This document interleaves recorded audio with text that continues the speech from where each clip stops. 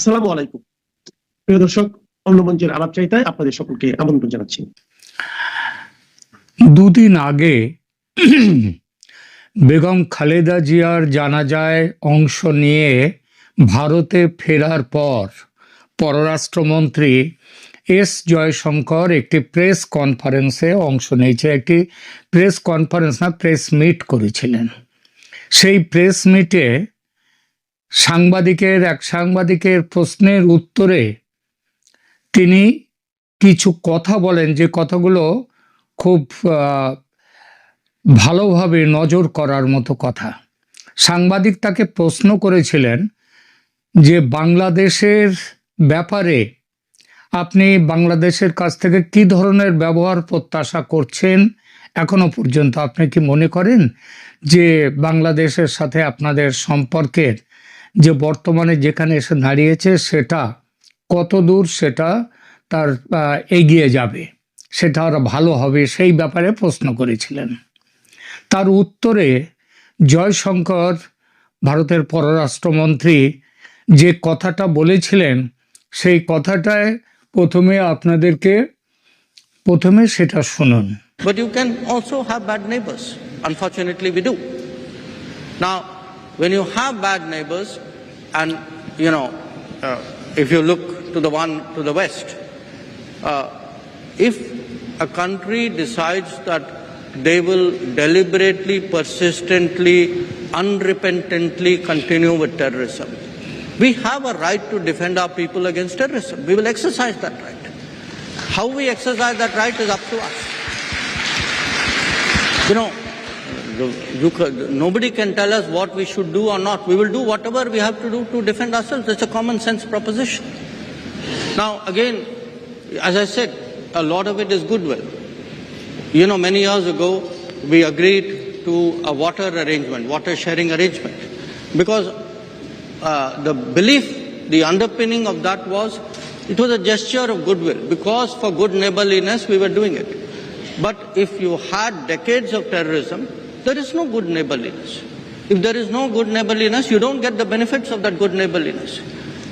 এটি জয়শঙ্করের ভাষণের অংশ বিশেষ, শেষের অংশ।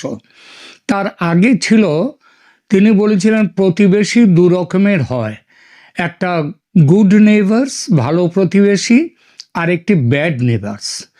ভারতের চারপাশের প্রতিবেশীদের সম্পর্কে গুড নেইবার্সের কিছু উল্লেখ তিনি করেছিলেন, যার মধ্যে প্রথমেই ছিল শ্রীলঙ্কার নাম, এবং শ্রীলঙ্কাকে কিভাবে ভারত তার পাশে দাঁড়িয়েছে বিভিন্ন সংকটে, সেই কথাগুলো বলেছিলেন। এরপর তিনি চলে আসেন ব্যাড নেইবার্সের কথায়। ব্যাড নেইবার্সের কথায় তিনি বললেন যে এরা খারাপ প্রতিবেশী। এরা বলেন একটা প্রতিবেশীর কথা বলি, ওয়ান নেবার, সে হচ্ছে ওয়েস্টে, পশ্চিম দিকে। স্পষ্টতই উল্লেখ করেছিলেন তিনি পাকিস্তানের দিকে, এবং তিনি বলেছিলেন তারা আমাদের দেশে, ভারতে তারা টেরারিজম, সন্ত্রাসবাদ নিয়ে আসছে, আমাদের উপরে আক্রমণ করছে নানা রকম ভাবে, যেগুলোকে সন্ত্রাসবাদী আক্রমণ, সেইগুলো চালিয়ে যাচ্ছে। এবং তার জন্যে আমাদের নিজেদেরকে, ব্যাড নেবার্স হলে তখন আমাদের নিজেদেরকে ডিফেন্ড করার, নিজেদেরকে সুরক্ষিত রাখার যে ব্যবস্থাগুলো, সেগুলো আমাদের করতে হয়, আমরা সেগুলো করেছি। কিছুদিন আগেই উনি তার একটা উদাহরণ টেনে বলেছেন যে আমরা পাকিস্তান বলেননি, আমরা সেই দেশের সঙ্গে যে ভারতের পুরনো জল বন্টন চুক্তি ছিল, তিনি স্পষ্টত জল বন্টন চুক্তির কথাটা, সেটা হচ্ছে সিন্ধু নদীর যে পানি বন্টন চুক্তি, সেই চুক্তির কথা তিনি বলেছেন যে ভারত সেটাকে একতরফা বন্ধ করে দিয়েছে।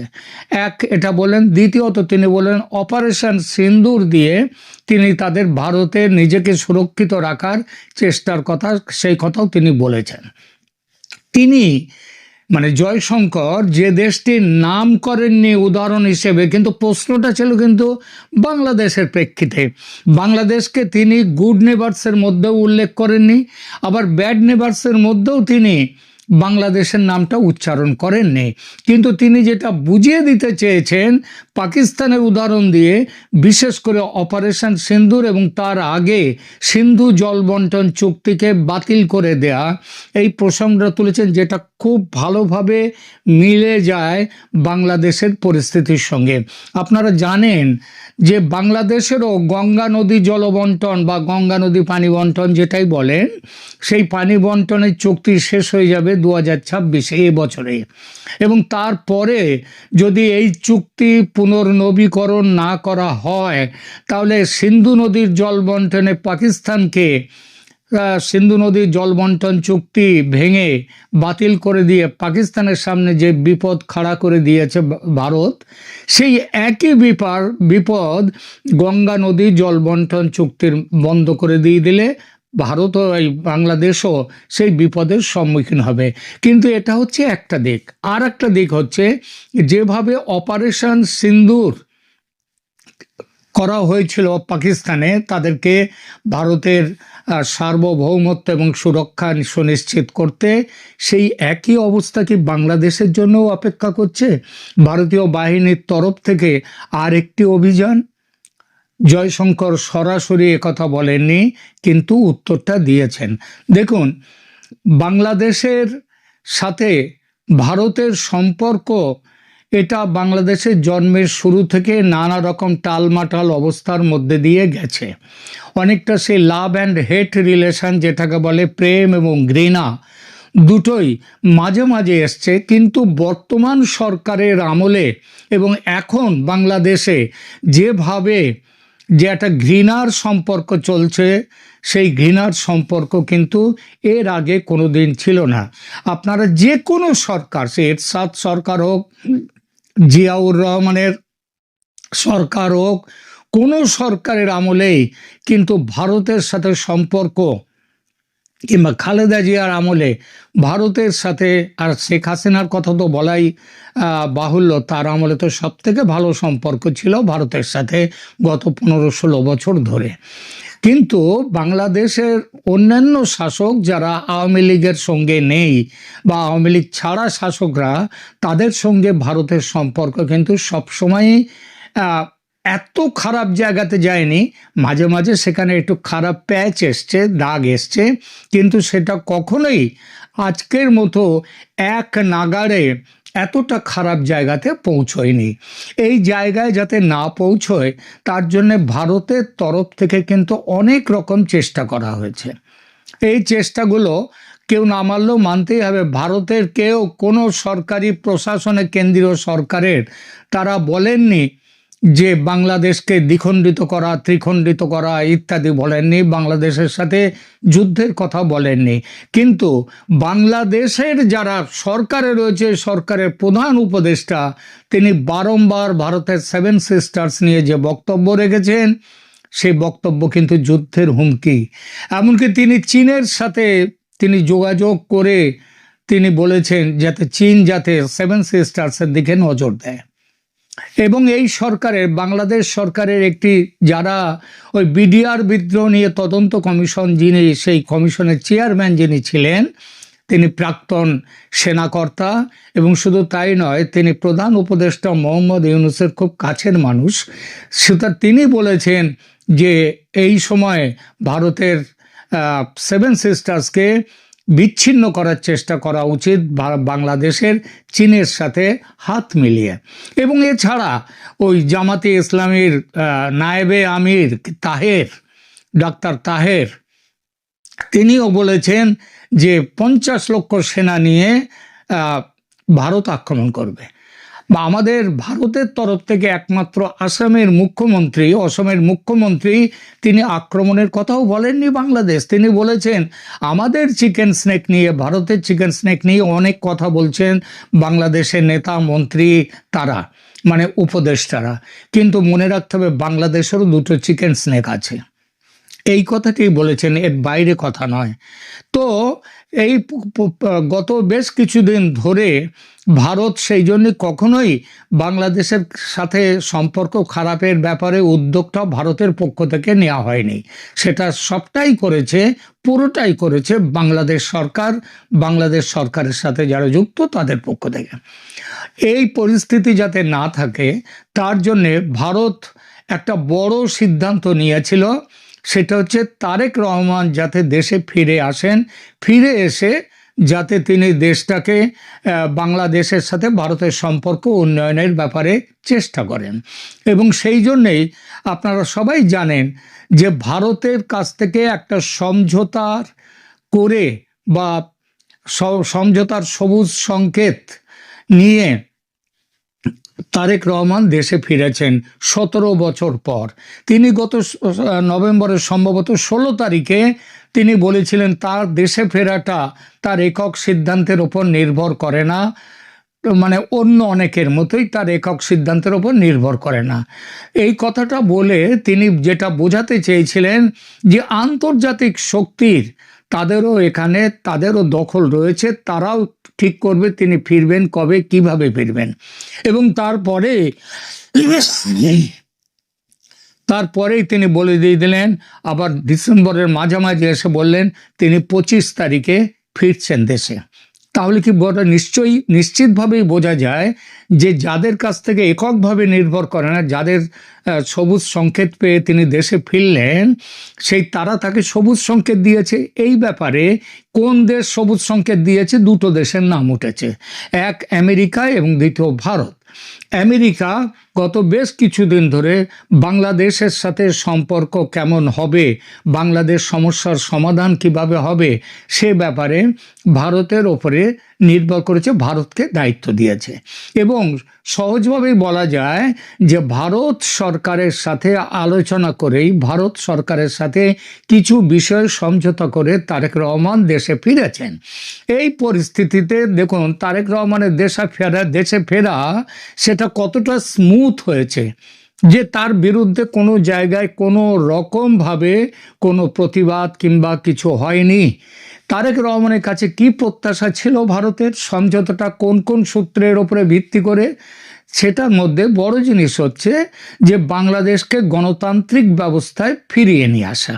আপাতত যদি আওয়ামী লীগকে নিয়ে নির্বাচন সম্ভব নাও হয়, যদিও ভারত চাপ বজায় রেখেছে যে আওয়ামী লীগকে নির্বাচনে অংশ দিতে হবে, কিন্তু যদি সেটা সম্ভব না হয়, তারেক রহমান নির্বাচনে জয়লাভ করে তিনি মন্ত্রিসভা তৈরি করে তিনি দেশের গণতান্ত্রিক ব্যবস্থাটা ফিরিয়ে নিয়ে আসুন। এই গণতান্ত্রিক ব্যবস্থা ফিরিয়ে আনতে এর আগেও এমন প্রমাণ আছে, উদাহরণ আছে যে ক্ষমতায় বসার পরেও 6 মাসের মধ্যে নতুন করে নির্বাচন করা হয়েছে, এবং সেই নির্বাচনে এখানেও সেরকম হতে পারে।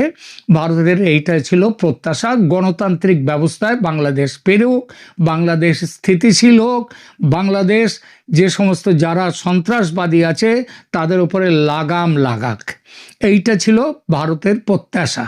এবং এই সমঝোতার ভিত্তিতে তারেক রহমান এসছে, তিনি শুনছেন, কিন্তু তিনি কখনো একবারও বলেননি, এর বিরোধিতা করেননি যে ভারতের সাথে কিংবা অন্য কোনো দেশের সাথে সমঝোতা করে তাদের সবুজ সংকেত নিয়ে তিনি দেশে ফিরেছেন। এটার বিরোধিতা কিন্তু তিনি এখনও করেননি। এখন এই পরিস্থিতিতে বেগম খালেদা জিয়ার যেদিন তার জানাজা হলো, যেদিন ভারতের পররাষ্ট্রমন্ত্রী বাংলাদেশে গেলেন, এবং বাংলাদেশে যাওয়ার পর 4 ঘন্টার মধ্যে তিনি ফিরে এলেন, তারেক রহমানের সাথে দেখা করেছেন। আরও তিনি বাংলাদেশ সরকারের কয়েকজন উপদেষ্টার সঙ্গে দেখা করেছেন, আসিফ নজরুল, তৌহিদ হোসেন, এদের সাথে দেখা করেছেন, দেখা করে তিনি ফিরে এসছেন।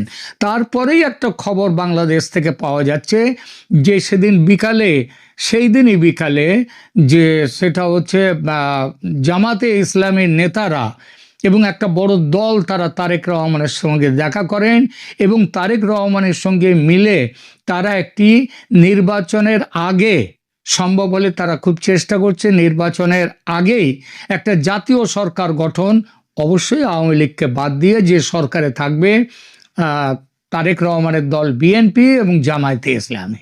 এই চেষ্টা করছেন, এবং শুধু চেষ্টা করে কথাবার্তা বলা নয়, তারা সেখান সবকিছু থেকে ঠিক বেরিয়ে থাকলে এসে জামায়াতে এবছরের ইসলামী 12ই আবার একটি ফেব্রুয়ারি প্রেস কনফারেন্স পৃথিবীর করেছেন। অন্যতম শ্রেষ্ঠ সাংবাদিক নির্বাচন সম্মেলনে তিনি অনুষ্ঠিত বলেছেন হবার কথা। সরকার গঠনের ব্যাপারে এমনই শ্রেষ্ঠ তাদের একটা মধ্যে নির্বাচন আলোচনা যে চলছে, আজকে জানুয়ারি এবং মাসের এই 2 তারিখ আলোচনা যে যখন চলছে মনোনয়নপত্র যে সেটা সাবমিশন হয়ে গেছে, বাংলাদেশের পরিপ্রেক্ষিতে, তখনও কারণ কিন্তু জামায়াতে আমরা নিশ্চিত ইসলামীর করে সাথে বলতে পারছি না সঙ্গে যে তারেক 12ই রহমানের দল ফেব্রুয়ারি বিএনপি নির্বাচন হবে কি না। যথেষ্ট হৃদ্যতা বিশেষ ছিল করে একটা সময়। এই যে সেই বেগম খালেদা হৃদ্যতার জিয়ার প্রমাণ জানা গত যায় যে বছর ভারতের জুলাই বিদেশমন্ত্রী অভ্যুত্থানেও ডক্টর বা জুলাই জয়শঙ্কর ষড়যন্ত্র যেটা তিনি হয়েছিল, কথা বলেছেন, সেখানে দুই দল একসাথে দুজন কাজ উপদেষ্টা করেছে ডক্টর এবং খলিল এবং ডক্টর অনেক আসিফ রকম নজরুল কাজ করছে। তারেক 32 রহমানের নম্বর সাথে কথা বলেছেন। ধানমন্ডির তারেক 32 রহমানকে নম্বর ভাঙার ব্যাপারে মোদিজির শেখ হাসিনা শোক দায় বার্তা চাপিয়েছেন হস্তান্তর বিএনপির ওপরে করেছেন মুখ্যত। এবং জামাতের আমির তো এই ডক্টর সমস্ত শফিকের কারণের জন্য সাথেও ভারত কথা তাহলে বলেছেন এবং এখানে চারজনকেই একটা তিনি একটা একটি বার্তা দিয়েছেন যে কিন্তু বাংলাদেশে কি বলবো একটি বিপদ সংকেত inclusive দেখতে নির্বাচন পাচ্ছে, হোক, এটা তারা এবং এই চায়। বিপদ সংকেত এবং দেখতে পাওয়ার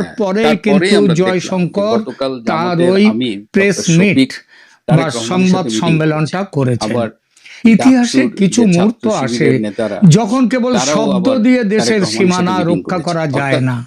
আজ আমরা বিএনপি এবং ঠিক জামাতে ইসলামের তেমনই এক ইন্টারাকশনটা ক্রান্তি কিন্তু হঠাৎ করে লগ্নে বেড়ে দাঁড়িয়ে গেছে। আপনারা নিশ্চয়ই প্রতিবেশী খেয়াল করেছেন বাংলাদেশে যে কদিন গণতন্ত্রের আগে সূর্যোদয়ের বিএনপি জামাত প্রত্যাশায় মুখোমুখি ছিল এবং ভারত বিএনপির যে এখন উদারতা virtual দেখিয়েছিল, যুক্ত, কেউ কিছু বললে ওটা সেই থেকে যায়। উদারতা বিএনপির নেতারা দেখা যেভাবে যাচ্ছে জামাতকে পরিণত হতে আক্রমণ যাচ্ছে করেছে, আর আবার এক নতুন জামাতের নেতারা বিশেষ করে বিশ্বাসঘাতকতায়। ছাত্ররা এখনো যেভাবে স্পষ্ট নয়, বিএনপিকে কিন্তু স্পেশালি তার তারেক সম্ভাবনা রহমানকে দেখা attack করেছে, দিয়েছে। এগুলো আমরা কিন্তু এই ভুলে যাইনি। পরিস্থিতিতে হ্যাঁ, যেমন ভারত এই কি যে করতে চাঁদা পারে ওঠে পল্টনে, তার ভাত হিসাবটাও যায় কিন্তু লন্ডনে, তার এগুলো তো ইঙ্গিত এই জয়শঙ্কর শিবিরের দিয়েছেন এসব তার ভাষণে। ছাত্রদেরই স্লোগান। তিনি বলেছেন আবার মুক্তিযুদ্ধে ভারত জামাতের এই ভূমিকা নিয়ে পরিস্থিতিতে বিএনপির নিজের নেতারাই দেশকে একাধিকবার ডিফেন্ড কথা করা, বলেছে এবং খুব রিসেন্টলি সুরক্ষিত রাখা এই সব কিছু যে ব্যবস্থা প্রিন্ট পাকিস্তানের মিডিয়ায় আছে, ক্ষেত্রে করেছে, ভার্চুয়াল তিনি সোশ্যাল উদাহরণ মিডিয়ায় দিয়ে আছে। বুঝিয়ে কিন্তু দিয়েছেন গতকাল থেকে সেই দেখেন ব্যবস্থা আবার এই ভারত বাংলাদেশের সঙ্গেও করতে মানে পারে। কি closeness সেই আমরা করতে observe পারাটা? করছি। কেন এরকম দেখুন, হচ্ছে? সেটার ইঙ্গিত এই যে দিয়ে দিয়েছেন ডক্টর কিন্তু জয়শঙ্কর জয়শঙ্কর, বলে সেটা গেলেন, হচ্ছে পানি বন্টন তো চুক্তি, ডাক্তার যেটা শফিক সেই জামাতের চুক্তি আমির, তিনি তারেক পাকিস্তানের রহমানের কাছে সিন্ধু গেলেন। জলবন্টন চুক্তি তারা যেমন দুজনেই বাতিল করা verify হয়েছিল, করলেন যে দুজনকেই ঠিক সেই এই একইভাবে informationটা দিয়েছে কিনা, এবং বাংলাদেশের তারা সঙ্গে দেখলেন যে হ্যাঁ, এই গঙ্গার informationটা জল বন্টন দুজনকেই চুক্তি, দিয়েছেন। তিস্তা, এবং তারপরে এগুলো বন্ধ করা হতে তাদের পারে, স্বরূপটা কিন্তু আমরা এটা তিনি দেখতে বলেছেন। পাচ্ছি। কিন্তু সেটা তো আমরা এখনো সবসময় কিছু সময় বলেছি বাকি আছে, যে যখন যদিও মাঠে যে কোনো আওয়ামী লীগ সময় নেই, আওয়ামী লীগের সেখান থেকে মিত্ররা বেরিয়ে নেই, আসতে পারে তখন ভারত জামাত সেই বিএনপি চুক্তি থেকে। দেখবে যে তারা কিন্তু ভাগাভাগি তা হলেও করতেছে, মারামারি তার করতেছে, সাথে মুখোমুখি, কিছুটা ফারাক আছে এর সিন্ধু বদনাম নদী করতেছে, জল সব বন্টন করছে। কিন্তু চুক্তির যখনই সাথে। মাঠে সুতরাং আওয়ামী লীগকে আমরা ভারত দেখতে এখন পাই, এই তখনই জায়গাটায় কিন্তু চলে গেছে। সেই দ্বিতীয়ত মুদ্রার এপিটোপিট যদি জামাত ভাবুন তো বিএনপি এক হয়ে যদি যায়। জল এমনি বন্ধ রাজনীতি একটু হয়ে জটিল, যায়, যেহেতু ভারতের গুঞ্জন গঙ্গা আছে নদীর যে জল ভারতের বন্টন চুক্তি, clearance নিয়ে তারেক রহমান বাংলাদেশের বাংলাদেশে নদীগুলোর এসেছে। কি হাল তো হবে সারা জীবন যারা সেটা মাথায় রাখতে হবে। ভারতের বিরোধিতা করে দ্বিতীয়ত, রাজনীতি করলো, তাদের অপারেশন জন্মের পেছনে সিন্দুর ISI যেমন পাকিস্তানে সমর্থন করা রয়েছে। হয়েছে, সেই দলটি বাংলাদেশেও হঠাৎ কি করে অপারেশন ভারতের সিন্দুর সমর্থন করা নিয়ে হতে পারে? রাজনীতি করবে, পার্ট 2, ক্ষমতায় যাবে। এখানে এটা অপারেশন কিন্তু সিন্দুর নিয়ে হিসাবটা অন্য একটু নাম, গোলমেলে কোনো মনে নাম হয়। দিয়ে হতেই ভারত পারে। হয়তো কৌশলগত এই কারণে পরিস্থিতিতে বিএনপিকে সমর্থন কিন্তু দিতে কি পারে। খবর পাচ্ছি, কিন্তু যখনই সেটা হচ্ছে inclusive ভারতের নির্বাচনের বিষয় প্রতিরক্ষা, আসতেছে ভারত এবং সরকারের তরফ থেকে আওয়ামী প্রতিরক্ষা লীগকে যদি দপ্তর থেকে free and fair সেনাবাহিনীকে electionে তৈরি অংশগ্রহণ করতে থাকতে দেওয়া হয়, বলা তাহলে হয়েছে জনগণ কাকে যে ভোট কোনো দেবে মুহূর্তে সেটা ঝাঁপিয়ে নিয়ে পড়ার আওয়ামী লীগের জন্য, শিবিরের টেনশন না থাকলেও যে জামাত কোনো বিএনপি শিবিরে মুহূর্তে কিন্তু একটা ঝাঁপিয়ে আতঙ্ক পড়ার কাজ জন্য করছে। নির্দেশ দেওয়া এবং হয়েছে। যখনই আপনারা এই জানেন, অনেকেই নিউজ করেছেন আওয়ামী লীগ inclusive যে election-এ আসতে পারে, ভারত এরকম 3 দিক সম্ভাবনা দিয়ে তৈরি হয়, তাদের তখনই আমরা মিসাইল দেখি যে বাংলাদেশের জামাত দিকে বিএনপির তাক ঘনিষ্ঠতা করে দাঁড়িয়ে বাড়ছে। আছে। সেই সম্ভাবনাটা জয়শঙ্কর যখন আবারও দেশে তৈরি হয়েছে। এটা বাংলাদেশে ডক্টর এসেছিলেন জয়শঙ্কর তখন বলে গেছেন, যাতে এটা কোনো কি অপ্রীতিকর শুধুমাত্র ঘটনা ভারতের ঘটলে কথা? সঙ্গে এই সঙ্গেই inclusive ভারত নির্বাচনের ঝাঁপিয়ে আশঙ্কাটা পড়তে কি পারে। কেবলমাত্র ভারতে? সুখের কথা, সে সময় এই কিছু জায়গাটায় হয়নি, আমি কিন্তু অনেকবার বলার চেষ্টা সম্ভাবনা করেছি যে এখনো আছে, কমনওয়েলথের এবং এই মহাসচিব সম্ভাবনার যে কথা এসেছিলেন, মাথায় রেখে দিয়ে তিনিও বলে গেছেন ভারত যে কিন্তু কমনওয়েলথ অ্যাসোসিয়েশনটা তাদের চায় সেনাবাহিনীকে বাংলাদেশে একটা সর্বোচ্চ inclusive election হোক। সতর্কতা আমি যে শুধু দেশটায় নয়, থাকি, প্রস্তুতির আমাদের ইঙ্গিত অস্ট্রেলিয়ান দিয়ে সরকার রেখে দিয়েছেন। ক্লিয়ারলি বলে যে দিয়েছে, কোনো মুহূর্তে বাংলাদেশ সরকারকেও জানিয়েছে যে গর্জন বাংলাদেশে একটি করে free, fair ঝাঁপিয়ে এবং পড়তে পারে। inclusive নির্বাচন এই হবে এবং মুহূর্তে এই কথার আপাতত সপক্ষে এই আমাদের কাছে written এই document পর্যন্ত। আছে। ভালো এখন কথা হলো থাকবেন। যে আমেরিকা